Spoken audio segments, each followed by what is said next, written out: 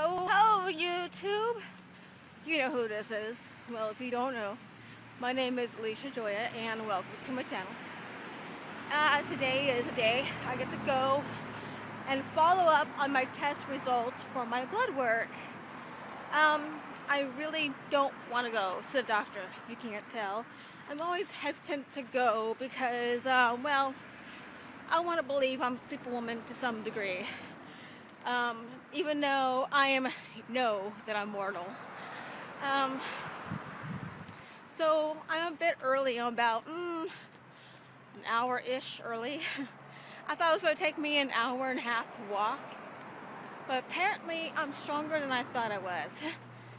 So my appointment's at 2:15, and gonna follow through, see what my iron level is. Hopefully it's above 9.3 that it was last time.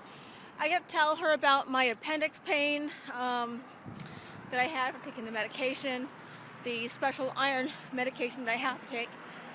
Even though I'm vegan, I do eat all my iron, but I have another health condition, and that I have an extremely fast metabolism, and on top of that fast metabolism, I'm vegan. So it makes my metabolism even more fast. And I'm like one of the only, or the few of her clients, her patients more like, that has the excuse to eat more than 3,000 calories a day. She recommends that I eat heme iron, which is animal, disgusting protein and iron, and murder iron, that's what I like to call it. But I'd rather eat plant-based proteins that have irons in it, and I'm cleaner this way. And even before I supplemented with this iron, my iron level was 9.3. With the supplement, I'm still 9.3, and we'll see again if it's increased or stayed the same or gone down. So we'll find out from here. The next clip, you may not even get a chance to see me. You may end up hearing it, so you may end up seeing a lot of blackness. So I may have to go to a special program and just rip out the audio out of that and just put a picture up so you guys can see.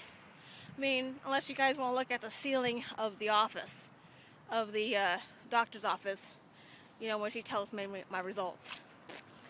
You never know. Anyways,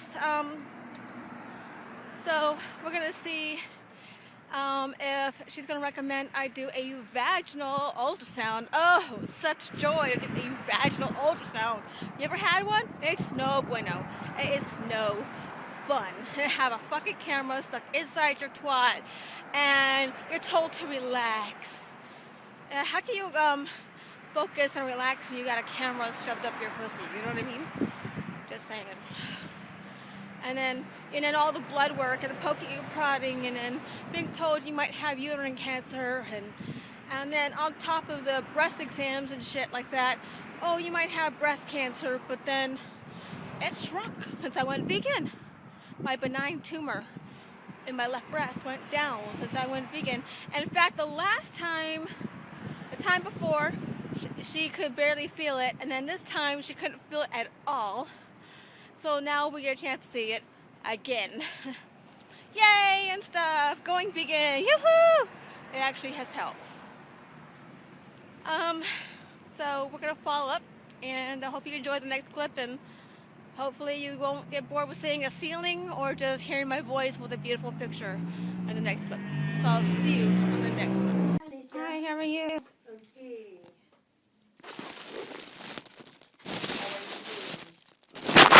You ready to go back to karate? Yes and no. Yes, because I want to go back to karate, but no to get my ass kicked by my senseis. But that's part of the reason why you're going to karate is so that you can get your ass kicked. And get back in shape. Mm-hmm. Yeah, I did my labs last Thursday.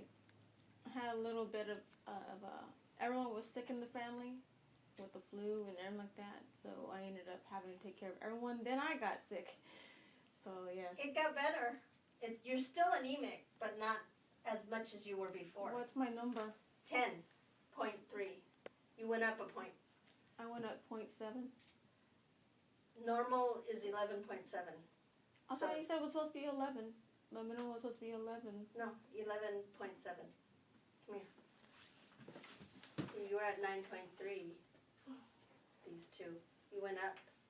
Normal is greater than 11.7. You're just at 10.3. So, but this can.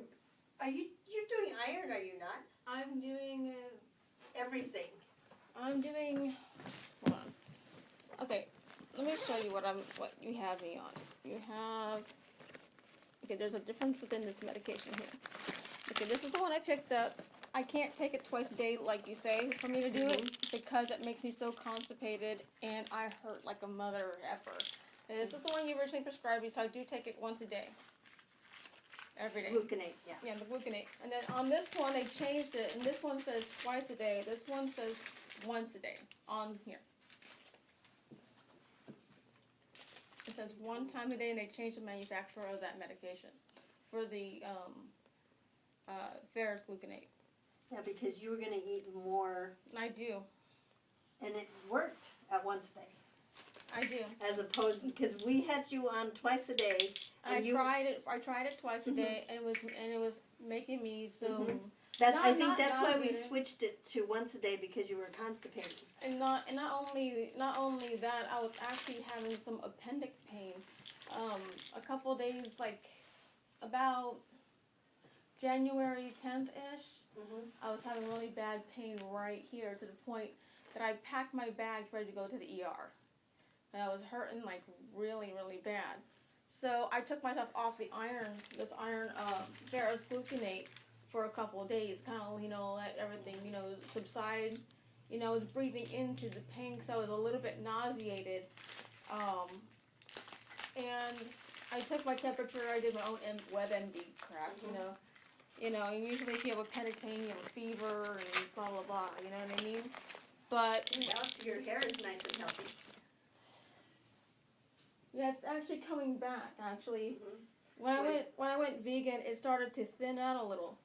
And then I started getting more plant proteins and stuff like that. And, of course, kale helps, too. Has more protein than steak. But the thing is, like, I've had to increase my calorie intake, too, on top of it. Well, you're going to need to if you're going to go back to karate.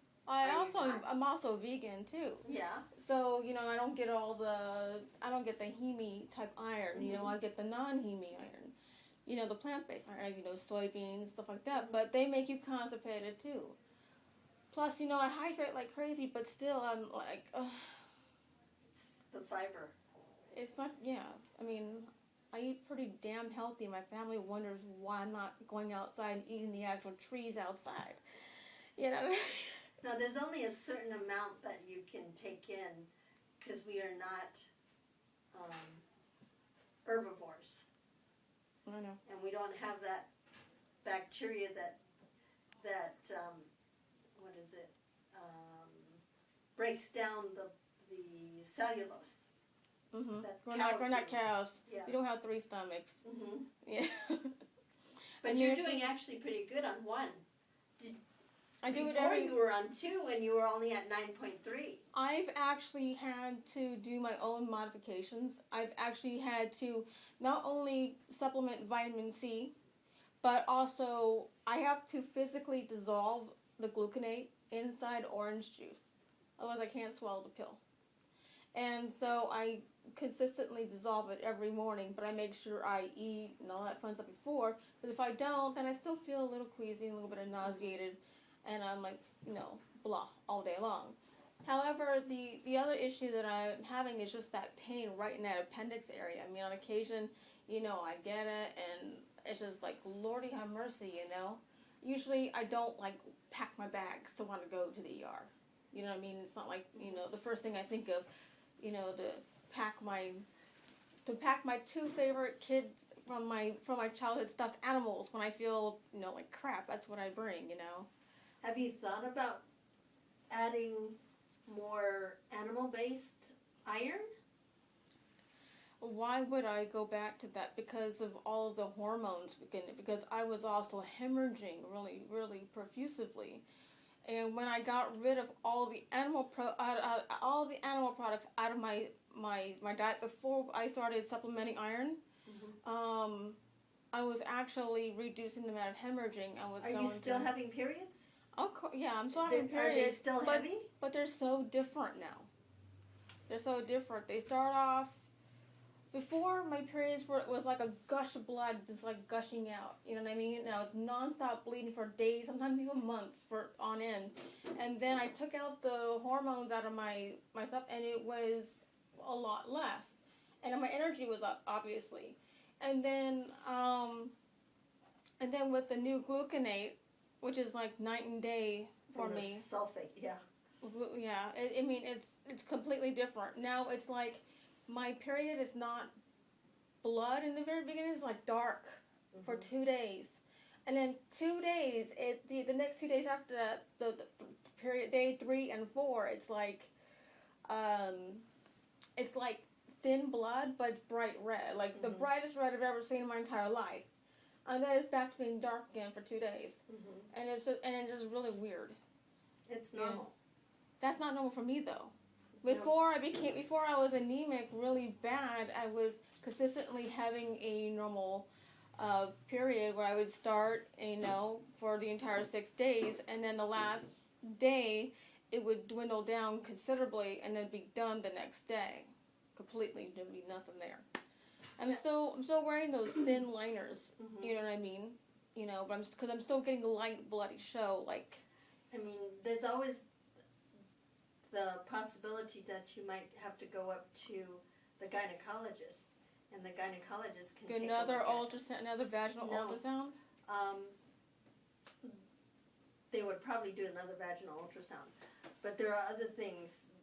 You don't want hormones, so. That's what I associated it with because of the animal proteins are packed full of the antibiotics and stuff like that. I don't think you will ever get to 11, or if you do, it will be a very hard uphill battle because you bleed so much. We're lucky that you got 10 with the gluconate and how you're eating, because you're not bleeding as much, but you're still bleeding heavily. And because you're not taking hormones or anything like that to control the bleeding, there's the possibility is there that you will continue to do the bleeding. I'm constantly being I already face the fact that I'm going to be anemic for the rest of my life. Until you stop your period. Oh God, please just rip it out.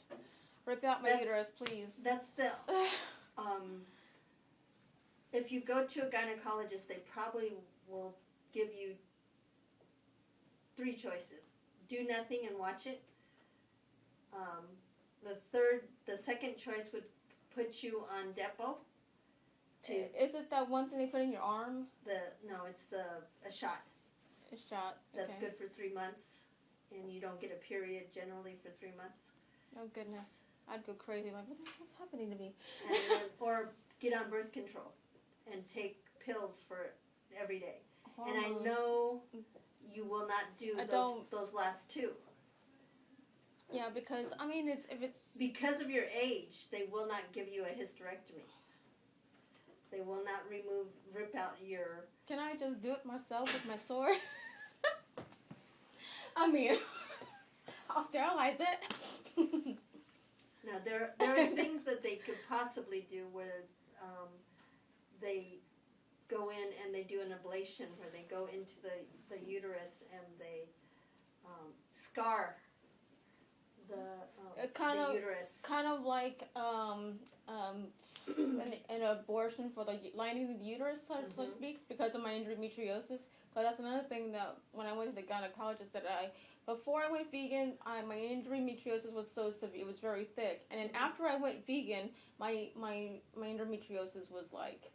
if the endometriosis is really bad, they might say, okay, let's yank it out. Do a D&C of the lining, you know what I mean? And then they can. I've considered that option too before doing any other hormone therapy or anything like that. That's why you need to go back and see the doctor, so that they can discuss it with you. And if you decide that you don't want to do any of them and just continue taking the iron, then continue. But you'll do it as an informed person as to everything that you need to do, because you are a chronic anemic. You already know. Yeah, I've already faced that reality that I'm going to be anemic possibly for the rest of my life, even into my old age. You know what I mean? Yeah, because you have, you're only 37.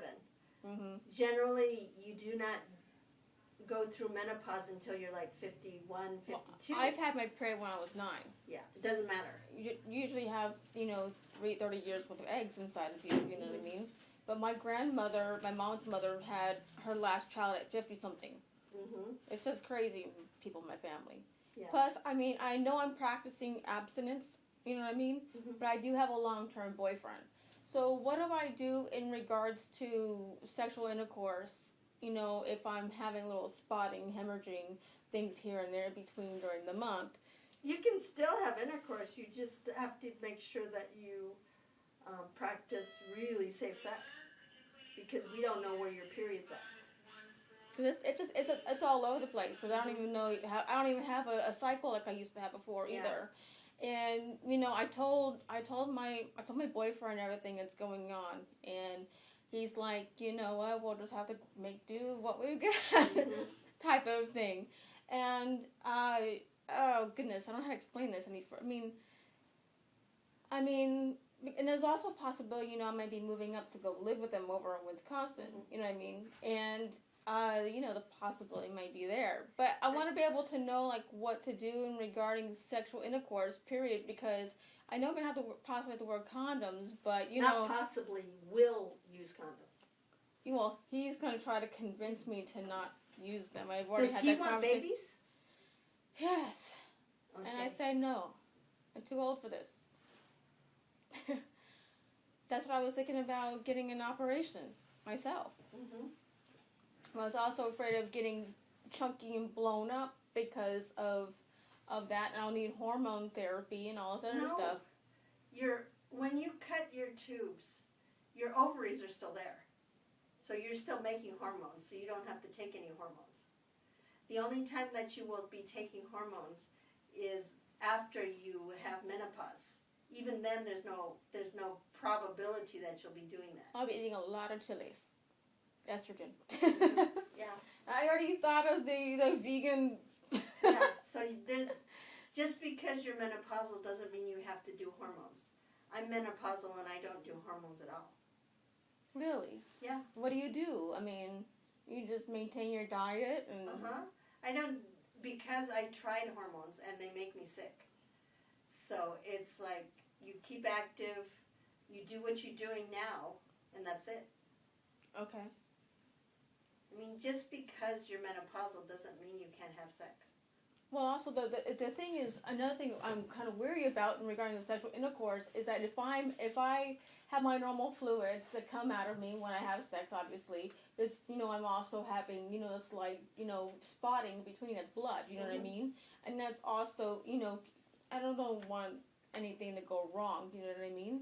There shouldn't be anything. I mean, when we get older anyway, when women get older anyway, they lose lubrication. So and there's all kinds of lubrication that you can buy over the counter. Will that prevent me from bleeding during intercourse? No. Or would that alleviate it a slight bit? It might alleviate it. What if you want? Okay. And about sexual intercourse and condom stuff. Would it be safe to not have sex with my issue without the condom there, or will I have to always have to have a condom? The only reason why you're using the condom is you don't want to get pregnant. That's the only reason why you would use the condom. The other reason why you would use it is because you have a partner that you don't know where he's been. Then you'd use your condom to protect you. I actually got his test results from his doctor too. I told him he ain't touching me until I get it. But yeah, I mean, and then also about future exams. I mean, about, because before, just that risk of of cancer being there because of the endometriosis and the bleeding and stuff like that, and having to do another vaginal ultrasound, which just showed I had endometriosis. Now, the reason why you would do an ultrasound once a year is just to see how far that endometriosis is. Yeah. To see if it's gotten far or it's receding. That's the only reason why you would do one. Otherwise, you wouldn't do one at all. Okay, and then the other question is breast exams and stuff like that. Technically, I'm still not old enough to have a mammogram, technically. Unfortunately, breast cancer, uterine cancer, everything cancer runs in the family. And, I'm technically, even though my boyfriend isn't physically here, I'm still technically a single mother. And I'm a father, too, because, my son just turned 17. And he's epileptic, so I've got to make sure I'm on top of my game. Not just for his sake, but mainly for mine. Not to sound like I'm selfish or anything. But I need to make sure that I'm up to date on all my breast exams as well. Yeah, you and can see do if I can order a mammogram even if I'm underage. No, they won't do it. There's actually a place in Vista that you can just walk on in and say, I want to do a mammogram. Yeah, you can do it that way. I mean, I've had one before, and it's no bueno. Yeah. Your boobs squished to cold plates. There's no reason for you to have one unless the breast cancer was a close relative, like a sister or a mother, when they had it in their 20s. Well, my grandmother had it. She actually had one of her breasts removed. This is before. How old was she? I believe the first time she was in her 40s, and the second time around she was in her 60s on the other breast. She had to have the other ones removed. And then the other issue. I mean, they have already changed everything, saying the first mammogram will be at 45, and the next one will be 50. 50. See, yeah, because I try to keep up to date on all those type of things, So, but I also don't want to have to keep going in every year to have to go to get a forceful mammogram just to make sure everything is good and kosher up in my boob area. You know what I mean? So I'm doing my own breast exams and stuff like that. And since I went vegan, my breast has actually shrunk. My area underneath my underbust has shrunk too because I've lost weight. You're looking at the fact that because you're vegan, the chances of you having cancer is lower. Yeah, that's what I'm looking at. But at the same time, I also want to keep my eye open just in case. You can keep your eye open, but there's no reason to be doing all these testings if your probabilities are lower. Can I get a copy of all my printout of my? Okay, you need to go to medical records. I have to go to